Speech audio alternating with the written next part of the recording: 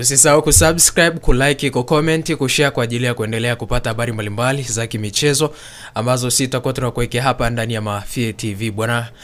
Leo tunakuletea kile ambacho kimejiri katika mchezo wa mkondo wa kwanza wa finali ya kombe la shirikisho barani Afrika, mchezo kati ya RS Berkane dhidi ya kikosi cha Simba Sport Club, mchezo ambao ulichezwa pale Morocco na Simba kuambulia kichapo cha magoli 2-0 kutoka kwa wenyeji wao RS Berkane. Mchezo ambao ulikuwa ni wa kuvuta ni kuvute kwa dakika 45 za kwanza zikiwa bora sana kwa upande wa kikosi cha Berkane.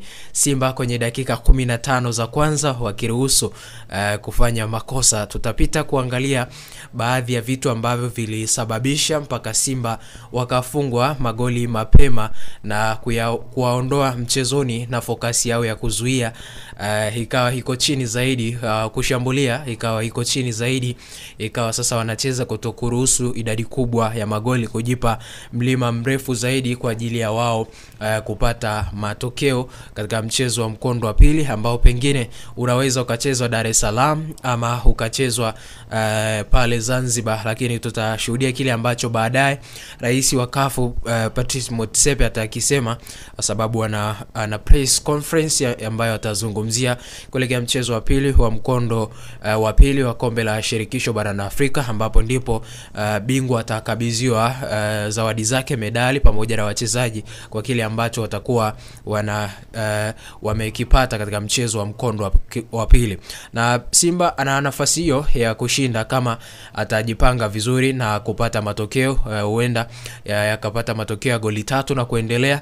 Na tuliona hata ilipofika dakika ya 90, 80 na zile 8 za nyongeza, tuliona Simba wakiwa wanacheza chini zaidi. Hata Kamara akishika mpira alikuwa analala, imani yao wakiwa wanaamini ya kwamba katika uwanja wa nyumbani, pengine uwanja wa Benjamin Mkapa jijini Dar es Salaam, wana uwezo huo wa kupata idadi hiyo ya magoli ambayo wao wanatamani, pengine wanafanya kama vile ambavyo walifanya kwenye mchezo wa robo final dhidi ya Al Masry, ambapo walipoteza kwa bao 2-0 katika mchezo wa kwanza, lakini mchezo wa pili walikuja kuishinda kwa idadi ya magoli 2 na kwenda 0-0. Lakini sasa ambacho mimi nilikiona kilisababisha mpaka mchezo kwanza Simba kupoteza kwenye dakika 15, kwanza ni kukosa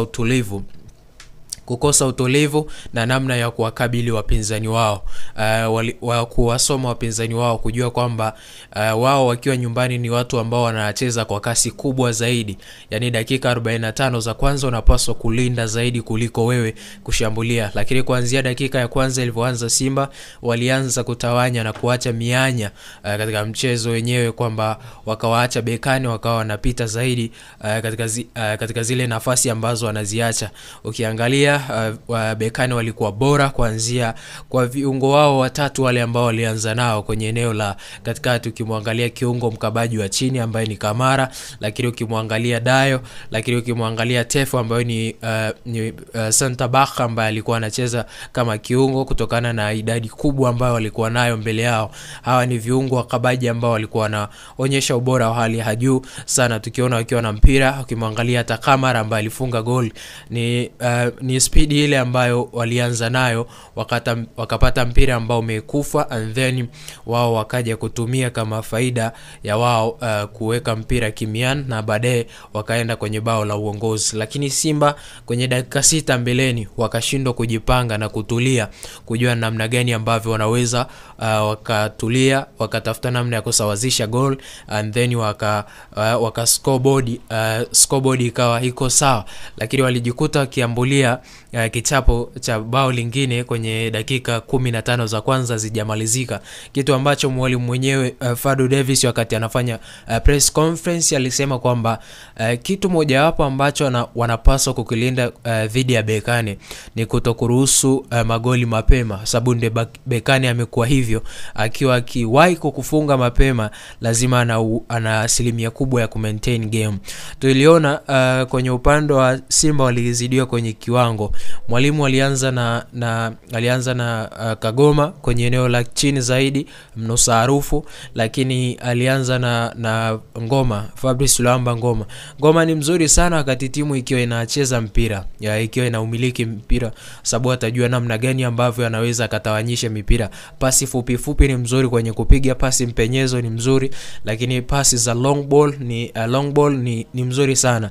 Lakini bado akashindwa jana, akashindwa kuonekana kwenye hiyo nafasi, sababu hata ukirejea kwenye rate yake ya uchezaji uwanjani ilikuwa down sana, 6.9, maana yake hata hajafikia 7, 5.9 hajafikia 7, yani kuonyesha kwamba alikuwa kwenye ubora wa hali ya gani, ubora wa juu ama ubora wa chini. Bado alikuwa kwenye ubora wa chini, sababu hakuna ambacho alikionyesha zaidi. Pengine mipira mingi ambayo alipata haikuwa successful kwa sababu ya aina ya mikimbio ambayo alikuwa nayo, lakini huo bora unahusifu kutokana na jinsi ambavyo Berkane walikuwa wana watu 5 katika eneo la katikati, yani walikuwa wamejaza watu wengi sana katika eneo la katikati, watu 5 ambao walikuwa wamewajaza. Hapa unamzungumzia Mwaheri, lakini unamzungumzia Riar, unamzungumzia Jabiri, lakini unamzungumzia Lami Lau, lakini unamzungumzia Kairi. Hawa wachezaji wote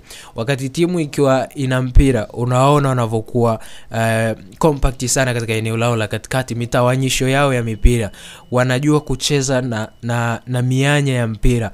Na maana ukija ukiangalia Simba walikuwa wapati nafasi ya kukaa na mpira wakamaliza nao dakika 3 kwenye first half Simba hajamaliza na mpira dakika 3, wamekuta wanaishia kumiliki mpira kwenye dakika takriban 1 ama sekunde 30, na hizo sekunde 30 wanapokwa, wanaurudisha, wanashindwa kuendelea. Berkane akiupoka wanapiga pasi zaidi ya 4 5 6, unawakuta wako langoni mwa Simba kwenye finish yao. Ndipo ambapo walikuwa wanashindwa tu kwa kwenye ubora. Walikuwa na uwezo wa kushinda goli kuanzia 4 na kuendelea, lakini kuna magoli walifunga, VAR ikasema no offside, na penalty nyingine ambazo waamuzi walisema walijiridhisha wakasema no, sio penalty. Lakini Simba wanachopaswa kukifanya kuelekea katika mchezo wa pili, kwanza ni kujua tayari Berkane ana faida ya mtaji wa ushindi katika mchezo wa kwanza ambao walicheza. Hawapaswi kuangalia ni namna gani ambavyo Berkane anacheza, wanapaswa kuangalia sasa ni wao wanacheza kwa engo ipi ili waweze kupata matokeo, kuanzia kwenye eneo lao la ulinzi mpaka kwenye eneo la kiungo na eneo la ushambuliaji. Mimi naamini mabadiliko yatafanywa katika mchezo unaofuata.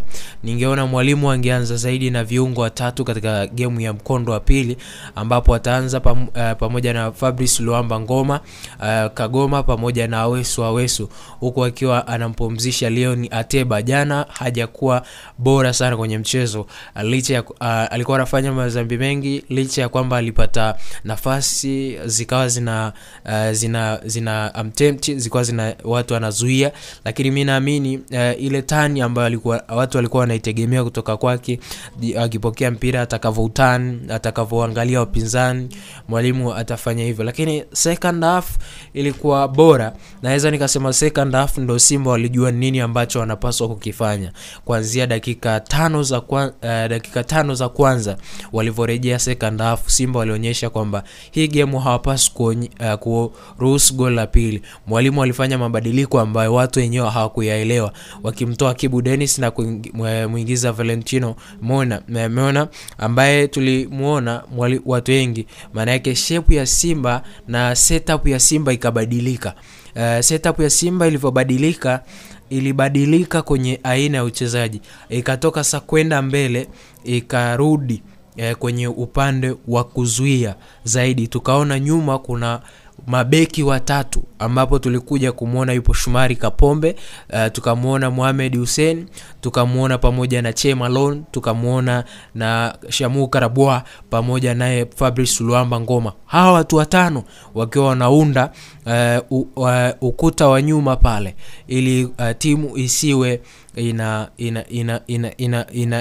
inaruhusu sana wapinzani kuja kwenye lango lao, jambo ambalo kwa dakika 15 za kipindi cha pili walifanikiwa, 15 za kipindi cha pili walifanikiwa. Na ukaona Valentino akawa anacheza, kuna muda anatoka kama back anaenda kama wing. Tukamuona Kapombe akatoka kama back akaenda kama wing, afu Ngoma akashuka chini. Hii ilikuwa ina faida kwa Simba kutokuwafanya tena bekane wakacheza kwa ile energy kubwa kwenye lango lao kama ambavyo walivyokuwa wanafanya first half. Ndio maana tukaona Simba wamenufaika zaidi na sabu ambazo mwalimu alifanya. Watu wa kumuelewa mwalimu alichokuwa anafanya. Mwalimu aliamua kupunguza idadi ya magoli, lakini kupunguza ile kasi ya bekane kuja kwenye lango lao. Ndicho ambacho tuliona Simba ambacho walifanikiwa zaidi katika kipindi cha pili kwa aina ya sababu zilizofanya. Hata ambapo alipokuja kumtoa Mpanzu Kibasawala, ambaye watu walimuona energy yake ilikuwa kubwa, jinsi ambavyo anapokea mpira, anasogea kwenye eneo la timu pinzani, lakini unaona bekani walikuwa na mkaba wa 3 wa 4 wanasogea kwa sababu walikuwa hawataki kuruhusu goli la ugenini, kwa sababu wanajua nchi ambayo anakwenda Simba amekuwa akitumia zaidi uwanja wake wa nyumbani vizuri na kupata matokeo. Sasa hapa ambacho kinaenda kutazamiwa sasa ni mwalimu atafanya maelekezo au sabu za aina gani katika mchezo wa pili, au atafanya rotation ya aina gani katika mchezo wa pili, ambapo unaweza ukavutia watu kwamba yes, Simba anakwenda kupindua matokeo kwenye mchezo huu. Pengine natarajia kumuona siku hiyo akianza na Awesu, natarajia kumuona akianza na Fabrice Luamba Ngoma pamoja na Kagoma. Hawa ni viungo watatu ambao wana nafasi ya kuwa na mpira zaidi ya dakika moja, na maamuzi yao yako very fast kwenye upande wa nafasi ambayo inatengenezwa na kuleta faida kwenye eneo la mbele, pembeni, kushoto na kulia. Yes, kwa Kibu Dennis, Elie Mpanzu, lakini na Jesse Mukwala. Hii ni game ambayo inakuhitaji wewe kuscore, haikuhitaji kudribble, haikuhitaji wewe kupossess mpira. Unahitaji unataka nafasi mbili, unataka nafasi mbili uzitumie, alafu utafute nafasi ya tatu ambayo inakuwa ni ushindi na inakuwa ni advantage kwa upande wako kwa ajili ya wewe kutoa taji la kombe la shirikisho barani Afrika. Kwangu mimi naona hilo linawezekana kwa kiasi kikubwa kutokana na jinsi ambavyo nimeutazama mchezo na jinsi ambavyo nimeona mapungufu na vitu ambavyo Simba amevifanya na pengine akivifanyia maboresho. Naamini hata mwalimu kile ambacho alizungumza kwa siku ya jana baada ya game kusema kwamba yeye kwanza anachoshukuru ni kwamba hajafungwa goli zaidi ya 3. Maana yake goli zaidi ya 2 ana uwezo wa kuzipata. Hasa kama ana uwezo wa kupata goli zaidi ya 2, maana yake ni kwamba tayari ana imani ya kwamba ana uwezo wa kushinda mchezo kwa zaidi ya goli 3 katika uwanja wa nyumbani. Sasa tutabaki sasa kuangalia ni uwanja gani, ni Amani Zanzibar ama ni Temeke pale Dar es Salaam, ambapo ndipo uwanja wa Simba wamekuwa wakifanya maajabu katika uwanja wa Benjamin Mkapa jijini Dar es Salaam.